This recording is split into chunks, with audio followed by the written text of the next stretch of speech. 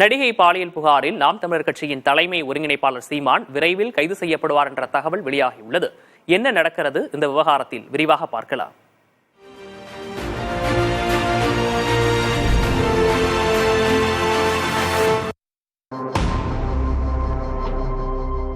தமிழ் சினிமாவின் ஹிட் படங்களில் நடித்திருந்த அந்த நடிகை 2011ஆம் ஆண்டில் சீமான் மீது அதிர்ச்சி அளிக்கும் வகையில் புகார் ஒன்றை அளித்திருந்தார்.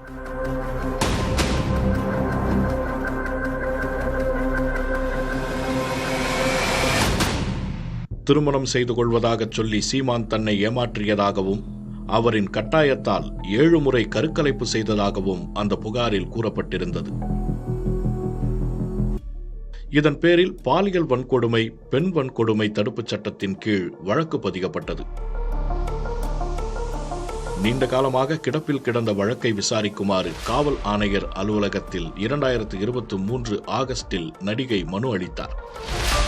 ஆனால் சீமான் ஆதரவாளர்களால் தனக்கு மிரட்டல் இருப்பதாகவும் தன்னால் தொடர்ந்து வழக்கை நடத்த முடியாது எனவும் கூறி அந்த மனுவை திரும்பப் பெறுவதாக 2023 செப்டம்பரில் அறிவித்தார். அப்போது வழக்கை கையில் எடுத்த காவல்துறையினர் சீமானுக்கு சம்மன் அனுப்பிய போது அவரது வழக்கறிஞர்கள் ஆஜராகி விளக்கம் அளித்திருந்தனர். ஈரோடு கிழக்கு தொகுதி இடைத்தேர்தலின் போது பெரியார் மீது சீமான் கடும் விமர்சனங்களை முன்வைத்திருந்தார். இது பெரியார் மண், எது பெரியார் மண்? இது பெரியார் மண் அல்ல, எங்களுக்கு பெரியாரே ஒரு மண்ணுதான். உங்கள் பெரியாரை அடக்கம் செய்திருக்கிற மண்ணு கூட எங்கள் தமிழ் தாயின் மண்ணுதான். பெரியார் தமிழருக்கு எதிரி, அதனால நாங்க எதிர்க்கிறோம். ஒரே கோட்பாடு தான். அவரது பேச்சுக்கு கடும் எதிர்ப்பு கிளம்பியது. சீமான் மீது பல்வேறு வழக்குகளும் தொடரப்பட்டன.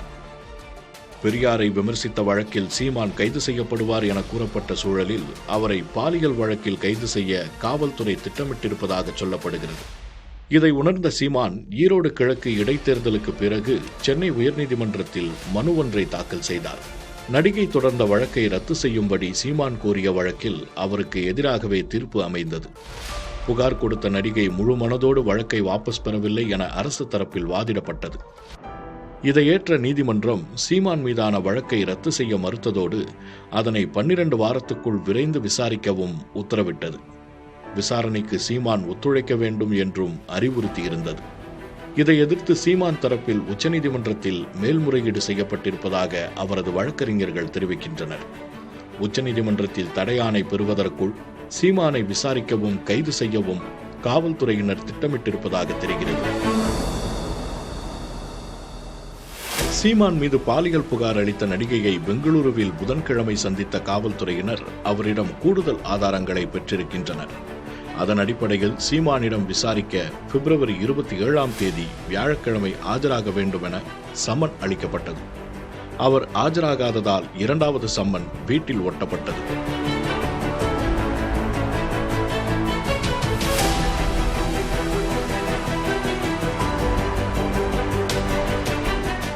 பிப்ரவரி 28ஆம் தேதியும் சீமான் ஆஜராகாவிட்டால் கைது செய்யப்படுவார் எனவும் சம்மனில் எச்சரிக்கப்பட்டிருக்கிறது. சம்மன் அளித்து சீமானை விசாரிக்க இருப்பதாகவும் விசாரணை முடிவில் அவர் கைது செய்யப்படலாம் என்றும் தெரிகிறது. சம்மனுக்கு சீமான் ஆஜராகாவிட்டால் அதன் அடிப்படையில் அவரை கைது செய்து விசாரிக்க காவல்துறை தயாராக இருப்பதாக கூறப்படுகிறது. என்னை சமாளிக்க முடியலன்னா இப்படி ஒரு நாடகத்தை போட வேண்டியது. நானும் இந்த நாடகத்தை பார்க்கத்தான் போறேன். இது என்ன நடக்குதுன்னு பார்க்கத்தான் போறேன். நீங்களும் பார்க்கத்தான் போறீங்க. நாளைக்கு தருமபுரியில் கலந்தாய்வு. நான் வருவேன். அந்த வளசரவாக்கம் காவல் நிலையம் அங்கதானே இருக்கும். நான் இங்கதானே இருப்பேன். இப்ப என்ன அவசரம்னு சொல்லு. அவசரம் நீ வந்தது வர முடியாது. என்ன பண்ணுவேன் பண்ணிக்க. இதற்கான நடவடிக்கையில் தமிழக அரசு தீவிரமாக இருப்பதாகவும் தகவல் அறிந்த வட்டாரங்கள் தெரிவிக்கின்றன. இதற்கிடையே நடிகை விவகாரத்தில் காவல்துறை பதிவு செய்த வழக்கை ரத்து செய்ய கோரி சீமான் தரப்பில் உச்சநீதிமன்றத்தில் மேல்முறையீடு செய்யப்பட்டுள்ளது. நடிகை புகார் வழக்கு பாலியல் குற்றச்சாட்டு என்பதால் அதனை நிராகரிக்க முடியாது என்று முன்னதாக உத்தரவிட்டிருந்த சென்னை உயர்நீதிமன்றம் 12 வாரத்துக்குள் விசாரித்து முடிக்க வேண்டும் என்று உத்தரவிட்டிருந்தது. இந்த உத்தரவுக்கு தடை கோரி உச்சநீதிமன்றத்தில் சீமான் தரப்பில் மேல்முறையீடு செய்யப்பட்டுள்ளது.